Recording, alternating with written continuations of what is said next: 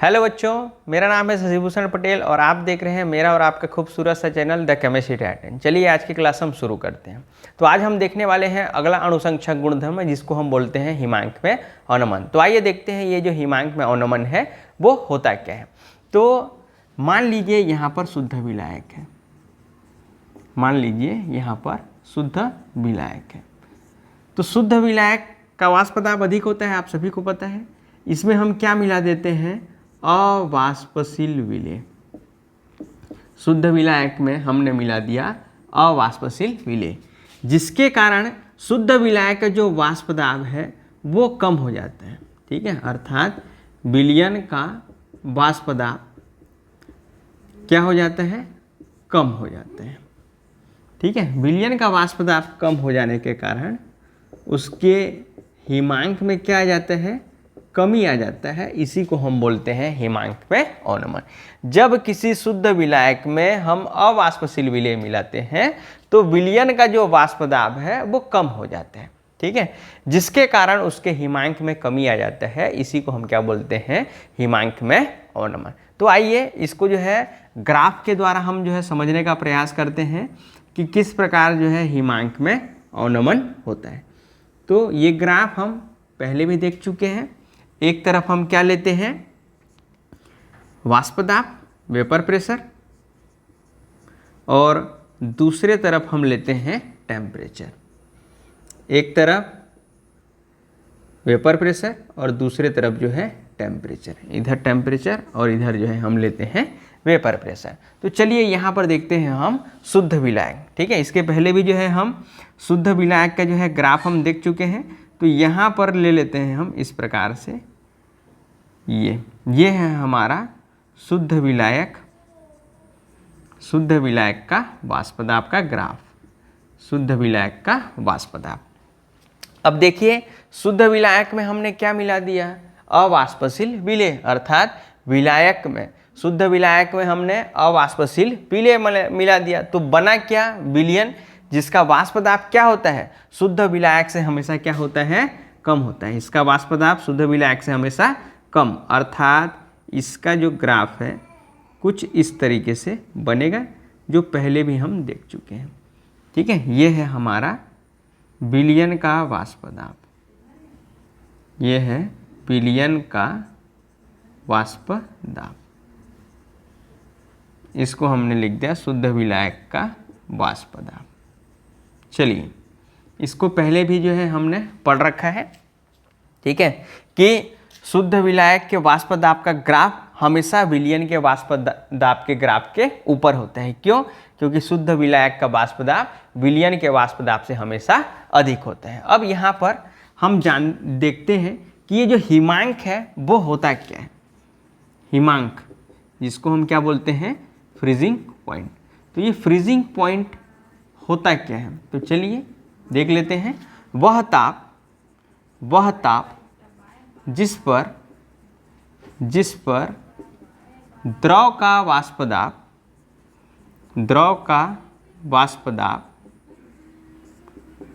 ठोस के वाष्प दाब के बराबर हो जाए, ठोस के वाष्प दाब के बराबर हो। ठीक है, वही ताप क्या कहलाता है? आपका हिमांक। अर्थात द्रव का वाष्प दाब और ठोस का वाष्प दाब दोनों समान होंगे तो वह टेम्परेचर ही क्या कहलाएगा? उसका हिमांक कहलाएगा। द्रव का वाष्प दाब और ठोस का वाष्प दाब दोनों बराबर हो गए तो वह टेम्परेचर ही क्या कहलाएगा? उसका हिमांक कहलाएगा। तो यहाँ पर इस ग्राफ में हमने देखा, ऊपर है शुद्ध विलायक का वाष्प दाब और नीचे है विलयन का वाष्प दाब। शुद्ध विलायक के वाष्प बन रहे हैं, विलयन के भी जो है वाष्प बन रहे हैं। अब क्या ऐसा हो सकता है कि ठोस का भी जो है वाष्प बने? बिल्कुल, ठोस का भी वाष्प बनेगा। तो चलिए यहाँ पर जो है कुछ इस तरीके से जो है हम शो कर देते हैं। ये इस तरीके से, ये है ठोस का वाष्प दाब। यहाँ पर जो ठोस विलायक है उसका जो है वाष्प दाब। तो चलिए यहाँ पर देखते हैं हम। अब देखिए ठोस का कुछ ना कुछ तो वाष्प बनेगा। यहाँ पर देखिए जैसे जैसे हम टेम्परेचर बढ़ाते रहें यहाँ पर ठोस का भी क्या बन रहा है, वाष्प बन रहा है, अर्थात ठोस का भी कुछ न कुछ वाष्प दाब होगा। तो चलिए यहाँ पर देखते हैं। अब यहाँ पर देखिए सबसे पहले शुद्ध विलायक का वाष्प दाब, ठीक है, ये है, इसको जो है कुछ इधर पीछे की ओर हटा देते हैं इस प्रकार से। तो यहाँ पर देखिए, यहाँ पर इस बिंदु पर, ठीक है, इस बिंदु पर ठोस का वाष्प दाब और शुद्ध विलायक का वाष्प दाब दोनों समान हो जा रहे हैं, अर्थात इस बिंदु पर इसका संगत ताप हम ले लेते हैं। ये इसका क्या होगा, आपका शुद्ध विलायक का क्या हो जाएगा, ये क्या हो जाएगा, शुद्ध विलायक का क्या हो जाएगा, हिमांक हो जाएगा। क्योंकि शुद्ध विलायक है इसीलिए हम इसको किससे प्रदर्शित करेंगे, टी नॉट एफ से, ठीक है, शुद्ध विलायक है इसीलिए हम इसको शो करते हैं, चलिए टी नॉट एफ से, ठीक है। अब यहाँ पर देखिए विलयन का वाष्प दाब का ग्राफ है, इसको जो है पीछे की ओर हम जो है धकेलते हैं, इस प्रकार से पीछे की ओर धकेलते हैं। तो देखिए इस बिंदु पर, ठीक है, इस बिंदु पर विलयन का वाष्प दाब और ठोस का वाष्प दाब दोनों क्या हो जा रहे हैं, समान हो जा रहे हैं, ठीक है। अर्थात ये जो है विलयन का क्या है, हिमांक है, जिसको हम किससे प्रदर्शित करते हैं, टी एफ से। तो यहाँ पर देखिए स्पष्ट पता चल रहा है कि विलयन का जो हिमांक है टी एफ वो शुद्ध विलायक के हिमांक से हमेशा क्या है, कम है। देखिए इनमें जो है कमी कितना है, इतने का, ठीक है, और इसको हम किससे प्रदर्शित करते हैं, डेल टी एफ से। यहाँ पर देखिए ग्राफ से बिल्कुल स्पष्ट है कि ये जो शुद्ध विलायक का हिमांक है टी नॉट एफ वो अधिक है किससे, विलयन के हिमांक से। अर्थात यहाँ पर देखिए विलयन के हिमांक में क्या आ रहा है, कमी, ठीक है। शुद्ध विलायक का हिमांक कितना था, टी नॉट एफ था। जब हमने उसमें अवाष्पशील विलेय मिला दिया, टी नॉट एफ से क्या हो जा रहा है, विलयन का हिमांक टी एफ हो जा रहा है, ठीक है। अर्थात delta T F equal to क्या हो जाएगा, टी नॉट एफ। शुद्ध विलायक का हिमांक पहले कितना था, टी नॉट एफ, हमने उसमें अवाष्पशील विलेय मिला दिया तो उसका हिमांक कितना हो गया, टी एफ। तो ये हो गया आपका हिमांक में अवनमन, जहाँ पर डेल्टा टी एफ है हिमांक में अवनमन, डेल्टा टी एफ हिमांक में अवनमन। उसी प्रकार से टी नॉट एफ शुद्ध विलायक का हिमांक, शुद्ध विलायक का हिमांक, और टी एफ है हमारा विलयन का हिमांक, विलयन का हिमांक। तो देखिए जब किसी शुद्ध विलायक में, ठीक है, शुद्ध विलायक का हिमांक था टी नॉट एफ, उसमें हमने अवाष्पशील विलेय मिला दिया तो विलयन का हिमांक कितना कम हो गया, टी नॉट एफ से कितना हो गया, टी नॉट एफ से कितना हो गया, टी एफ, ठीक है। तो ये डेल टी एफ ही क्या है आपका हिमांक में अवनमन। जब किसी शुद्ध विलायक में हम अवाष्पशील विलेय मिला देते हैं, ठीक है, तब उसका वाष्प दाब, विलयन का वाष्प दाब क्या हो जाता है, कम हो जाता है, जिसके कारण से उसके हिमांक में कमी आ जाता है। इसी को हम क्या बोलते हैं, हिमांक में अवनमन। देखिए यहाँ पर एक ही परिभाषा से तीन परिभाषाएं हम जो है लिख सकते हैं। देखिए किस प्रकार से, जब किसी शुद्ध विलायक में हम अवाष्पशील विलेय मिला देते हैं तो विलयन का वाष्प दाब कम हो जाता है, इसको बोलते हैं वाष्प दाब में अवनमन। विलयन का वाष्प दाब कम होने के कारण क्वथनांक बढ़ जाता है, जिसको बोलते हैं क्वथनांक में उन्नयन, और विलयन का वाष्प दाब कम हो जाने के कारण हिमांक में कमी आ जाता है, जिसको हम बोलते हैं हिमांक में अवनमन। तो यहाँ पर यदि आपको एक परिभाषा याद है, ठीक है, क्या, जब किसी शुद्ध विलायक में हम अवाष्पशील विलेय मिला देते हैं तो विलयन का वाष्प दाब कम हो जाता है, ठीक है, इसको कहते हैं वाष्प दाब में अवनमन। विलयन का वाष्प दाब कम होने के कारण क्या होता है, क्वथनांक बढ़ता है तो क्वथनांक में उन्नयन, हिमांक घटता है तो हिमांक में अवनमन। तो यहाँ पर क्या हो जा रहा है, हिमांक में अवनमन, और हिमांक में अवनमन बराबर क्या हो जा रहा है, delta T F equal to T not F minus T F. अर्थात यहाँ पर विलयन का हिमांक हमेशा कम होगा शुद्ध विलायक के हिमांक से। अब चलिए हम देखते हैं कि वास्तव में ये जो हिमांक में अवनमन है वो जो है होता क्यों है, ठीक है। तो चलिए ग्राफिकल विधि से हम तो देख चुके, अब यहाँ पर देखते हैं हिमांक क्या होता है, द्रव का वाष्प दाब किसके बराबर हो जाता है, ठोस के वाष्प पदार्थ के। द्रव का वाष्प दाब किसके बराबर हो जाता है? ठोस के वाष्प दाब के। आप सभी को पता है पदार्थ की 3 अवस्थाएं होती हैं, ठोस, द्रव और गैस।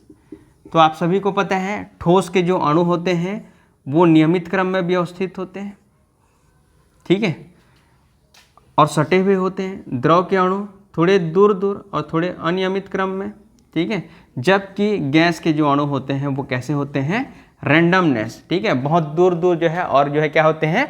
अव्यवस्थित होते हैं। अब यहाँ पर देखिए हिमांक में क्या हो रहा है? द्रव किस में परिवर्तित हो रहा है? ठोस में, ठीक है, अर्थात यहाँ पर ये जो अणु हैं वो क्या हो रहे हैं?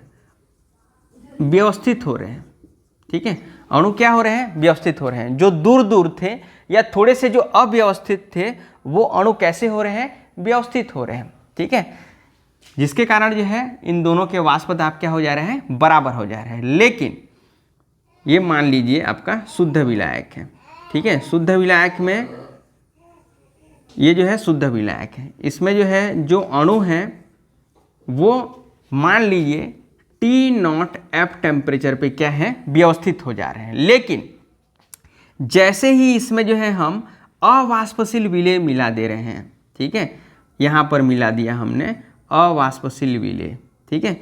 अब देखिए ये जो अवाष्पशील विलेय हैं, ठीक है, इनकी जो व्यवस्था है उसको जो है बिगाड़ दे रहे हैं, ठीक है।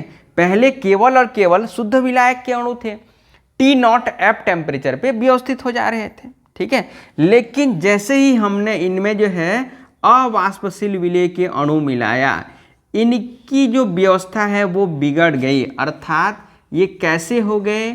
अव्यवस्थित हो गए, ठीक है। अब इसके लिए अब देखिए ये T0F टेम्परेचर पे व्यवस्थित नहीं हो रहे हैं, अर्थात टेम्परेचर हमको कम करना पड़ा, कितना? TF टेम्परेचर किए तब ये जो अणु है, ठीक है, अब जो है व्यवस्थित होंगे। तो एक रीज़न जो है हम ये भी दे सकते हैं, क्योंकि हिमांक में क्या होते हैं, जो द्रव के अणु हैं वो ठोस के अणु में व्यवस्थित होते हैं, ठीक है, तो रेगुलर उनमें अरेंजमेंट होते हैं। लेकिन जैसे ही उनमें जो है हम अवाष्पशील विलेय मिला देते हैं, ठीक है, तो जो अवाष्पशील विलेय के अणु है वो रैंडम इधर उधर जो है घूमते रहते हैं, अर्थात उस पार्टिकुलर टेम्परेचर पे जो है व्यवस्थित नहीं हो पाते हैं। तो टेम्परेचर हमको थोड़ा सा जो है कम करना पड़ता है, जिसके कारण से विलयन का हिमांक जो है थोड़ा सा कम हो जाते हैं। चलिए अब हम देखते हैं, कभी कभी जो है बोर्ड एग्जाम में आता है कि हिमांक में अवनमन से विलेय के अणुभार की गणना जो है हम किस तरीके से करें। तो बहुत सारे एक्सपेरिमेंट किए गए और पता चला कि ये जो हिमांक में अवनमन है डेल्टा TF वो जो है मोललता के समानुपाती होता है। अब आप सभी को पता है ये मोललता होता है क्या है? M = विलेय के मोलों की संख्या, number of mole of solute, विलेय के मोलों की संख्या, बटे विलायक का भार, मास ऑफ सॉल्वेंट, किसमें? किलोग्राम में, ठीक है, विलेय के मोलों की संख्या बटे विलायक का भार इन किलोग्राम, यह हम सभी को पता है। तो चलिए यहाँ पर रख देते हैं डेल्टा TF समानुपाती number of mole of solute, विलेय के मोलों की संख्या बटे मास ऑफ सॉल्वेंट, किसमें?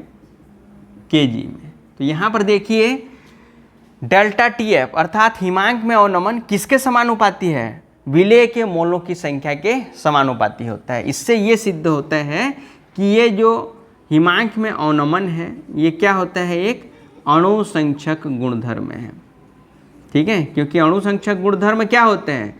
वह गुणधर्म जो विलेय के अणुओं की संख्या पर निर्भर करता है, कणों की संख्या पर निर्भर करता है, न कि उसकी प्रकृति पर। और हिमांक में अवनमन किस पे डिपेंड है? साफ दिख रहा है, number of mole of solute अर्थात विलेय के मोलों की संख्या पे डिपेंड कर रहा है। इससे यह सिद्ध हो गया कि हिमांक में अवनमन क्या है? एक अणुसंक्षक गुणधर्म है। चलिए आगे हम देखते हैं। अब यहाँ पर जो है समानुपाती का चिन्ह हटाते हैं तो डेल्टा TF = हमको मिल जाते हैं KF × M, जहाँ पे KF है मोलल हिमांक अवनमन स्थिरांक, मोलल हिमांक अवनमन स्थिरांक। कभी कभी बोर्ड एग्जाम में पूछता है कि मोलल हिमांक अवनमन स्थिरांक को परिभाषित कीजिए। देखिए, यदि यहाँ पर हम m = 1 रख दें तो, ठीक है, यहाँ पर इस समीकरण में हम m = 1 रख दें तो डेल्टा TF = क्या हो जाता है, KF। अर्थात मोलल हिमांक अवनमन स्थिरांक क्या है, हिमांक में अवनमन के बराबर ही होता है, ठीक है। KF किसके बराबर है, डेल्टा TF के। अर्थात मोलल हिमांक अवनमन स्थिरांक उस हिमांक में अवनमन के बराबर होता है जब मोललता कितना होता है, 1 होता है, ठीक है। अर्थात गंगाधर ही क्या है, शक्तिमान है। KF ही क्या है, डेल्टा TF, या डेल्टा TF ही क्या होता है, KF। कब, जब m = कितना हो, 1 हो। मोलल हिमांक अवनमन स्थिरांक उस हिमांक के अवनमन के बराबर होता है जब वहां पर मोललता क्या हो, 1 हो। जब मोललता 1 हो तो वह जो हिमांक में अवनमन है वही कहलाता है मोलल हिमांक अवनमन स्थिरांक। चलिए आगे हम देख लेते हैं। अब हमको यहाँ पर मिल चुका है समीकरण 1 दे दीजिए, डेल्टा TF = KF × m। क्या मिल गया हमको, डेल्टा TF = KF × m। और m आप सभी को पता है मोललता क्या होता है, मोललता बराबर होता है number of mole of solute, विलेय के मोलों की संख्या बटे mass of solvent, mass of solvent किसमें, किलोग्राम में, ठीक है। आगे डेल्टा TF = KF, मोलों की संख्या बराबर विलेय के मोलों की संख्या बराबर विलेय का भार बटे विलेय का अणुभार बटे विलायक का भार WA बटे किलोग्राम में है इसीलिए 1000। आगे क्या हो जाएगा, डेल्टा TF = KF × WB/MB। अब बट्टे का बट्टे ऊपर चला जाएगा, 1000 ऊपर और WA नीचे। अब देखिए हमको विलेय के अणुभार की गणना करनी है, अर्थात MB की गणना करनी है। तो MB को इधर ले आइए और TF को उधर, डेल्टा TF को उधर, तो WB/MB के जगह डेल्टा TF × 1000/WA। इस प्रकार हमको फॉर्मूला मिल गया, हिमांक में अवनमन से हमको फॉर्मूला मिल गया विलेय के अणुभार की गणना करने के लिए फॉर्मूला। इस फॉर्मूले से जो है हम विलेय के अणुभार की गणना जो है आसानी से कर सकते हैं। अब चलिए देख लेते हैं हिमांक में अवनमन के अनुप्रयोग, क्या क्या जो है अनुप्रयोग होते हैं हमारे दैनिक जीवन में। मान लीजिए ठंडी जगह है, ये जो है ठंडी जगह का जो है सड़क है, ठीक है। अब ये जो है मान लीजिए हिमालय की जो है खूबसूरत वादियाँ, ठीक है। और यहाँ पर जानते हैं यहाँ का टेम्परेचर हमको मिलता है 0° या 0° से जो है कम। अब बताइए, मान लीजिए यहाँ पर एक जो है कार है, ठीक है, मान लीजिए यहाँ पर एक कार है, ठीक, यहाँ पर हमको मिल गया एक कार, ठीक। अब यहाँ पर क्या होगा, यदि टेम्परेचर 0° हो तो यहाँ पर जो द्रव होगा या जो जल होगा वो किस रूप में परिवर्तित हो जाएगा, बर्फ के रूप में परिवर्तित हो जाएगा, कुछ इस तरीके से। अर्थात हमको जो है वहाँ आवागमन में परेशानी होगा। इसके लिए क्या किया जाता है, इसके लिए यहाँ पर जो है NaCl सोडियम क्लोराइड का छिड़काव करते हैं। अब सोडियम क्लोराइड क्या है, एक अवाष्पशील विलेय। सोडियम क्लोराइड क्या है, एक अवाष्पशील विलेय।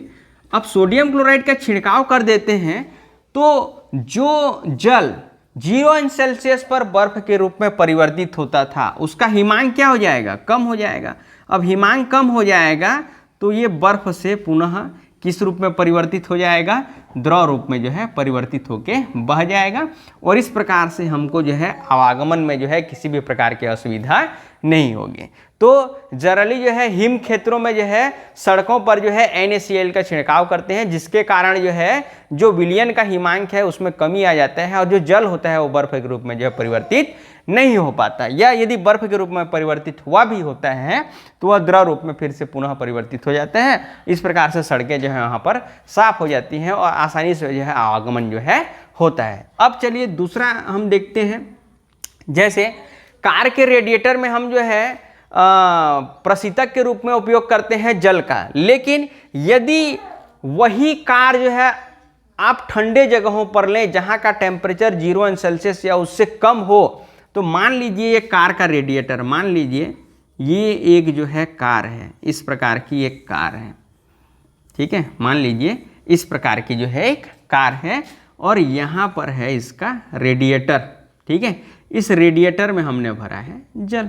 अब ये कार चल रहा है हिमालय की हसीन वादियों में, ठीक है, जहाँ का टेम्परेचर है 0 सेल्सियस, अर्थात ये जो जल है वो किस रूप में परिवर्तित हो जाएगा, यहाँ पर बर्फ के रूप में परिवर्तित हो जाएगा। अब बर्फ के रूप में परिवर्तित हो जाएगा तो ये कार का रेडिएटर क्या हो जाएगा, फट जाएगा, ठीक है, अर्थात कार जो है नहीं चल पाएगी। इसीलिए यहाँ पर इस जल में क्या मिलाया जाता है, एथिलीन ग्लाइकॉल। ये जो एथिलीन ग्लाइकॉल है ये जो है उस विलयन के जल का हिमांक जो है कम कर देता है। अब जल जो है 0 सेल्सियस पर नहीं, उससे कुछ कम टेम्परेचर पे हो सकता है, वो -10 डिग्री सेल्सियस पे जो है बर्फ के रूप में परिवर्तित हो, अर्थात एथिलीन ग्लाइकॉल मिला देने से ये जो जल है वो बर्फ के रूप में परिवर्तित नहीं होता, अर्थात यहाँ पर ये जो एथिलीन ग्लाइकॉल है वो हिमरोधी की तरह उपयोग होता है। इस प्रकार से देखिए, यदि जल में हम जो है एथिलीन ग्लाइकॉल मिला देते हैं तो कार के रेडिएटर में भरा जो जल है वो बर्फ के रूप में परिवर्तित नहीं हो पाता। क्यों? क्योंकि अब उसका हिमांक क्या हो गया है, कम हो गया है। जो जल 0 सेल्सियस पर बर्फ के रूप में परिवर्तित होता था, अब वो जो है उससे कम टेम्परेचर हो सकता है, -1, -2, -3, -10 सेल्सियस पे जो है बर्फ के रूप में परिवर्तित हो। इस प्रकार से ये जो है जल बर्फ के रूप में परिवर्तित नहीं हो पाता और कार जो है अच्छे से आसानी से जो है सड़कों पर चलता है, ठंडे जगहों पर जो है चलता है, ठीक है। इस प्रकार से यहाँ पर जो है हिमांक में अवनमन के सारे टॉपिक्स हमने देख लिए। उम्मीद है यह वीडियो आपको पसंद आया होगा। यदि ये वीडियो आपको पसंद आया है तो लाइक कीजिए, शेयर कीजिए और सब्सक्राइब कीजिए, ताकि जल्द से जल्द जो है हम ऑनलाइन लाइव क्लास जो है हम ले सकें।